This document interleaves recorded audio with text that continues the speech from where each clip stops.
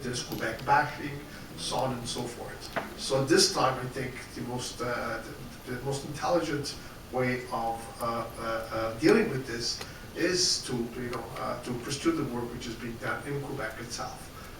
Once we come to court challenges, so on and so forth, well, the courts will have to deal with that. I do not think we will get to that point because it's clear that the Parti Québécois couldn't care less about having this bill become law. The longer they're able to use this as a distraction, it's creating a smoke and mirrors, so the Quebecers are not concerned about unemployment, falling investments, infrastructure is crumbling, hospitals, so on and so forth. The interesting thing is if you look at how many people, the charter is only fifth in terms of issues which are of importance to Quebecers. It's not the first. And furthermore, I will add that in the old days, if you look at the number of people who actually follow this debate, there's probably some 10,000 people across Quebec who actually follow this debate. Not more than that. I don't believe that for a second. I'm sorry. No, in detail, who follows this debate? No, all they follow is the picture. Right, precisely. So this there, the question, it's one of impressions. I do not think it was a foregone conclusion that the charter would have garnered support.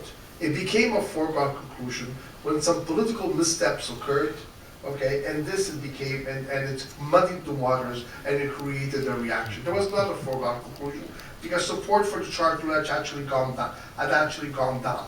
So it's only went back up when there were internal squabbles at the political level, the Fatima Houda-Pepin story, the Chador stories, so on and so forth. So it's not a foregone conclusion, and I do not think that this is the Jello has taken in terms of support for the charter. And this is why the PQ will want to go into election. Thank you, Luciano. David, you want to add something? If I could just respond briefly. The very same question this gentleman just asked about federal intervention with respect to Bill 60 was asked in the late 70s with respect to Bill 101 and federal power of disallowance.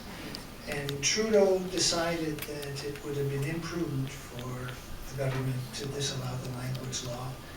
And imagine if they had of, heading into the 1980 referendum. I think maybe it would, we would have had a different referendum result.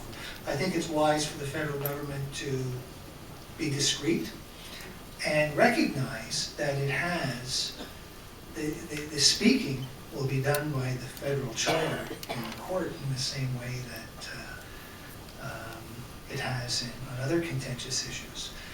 And what you'll find, I think, is that a ruling by the Supreme Court of Canada which will require justificatory evidence for Bill 60, which doesn't exist. It just won't hold, and it'll demonstrate to minorities in Quebec that they are more properly protected within a Quebec that's within Canada.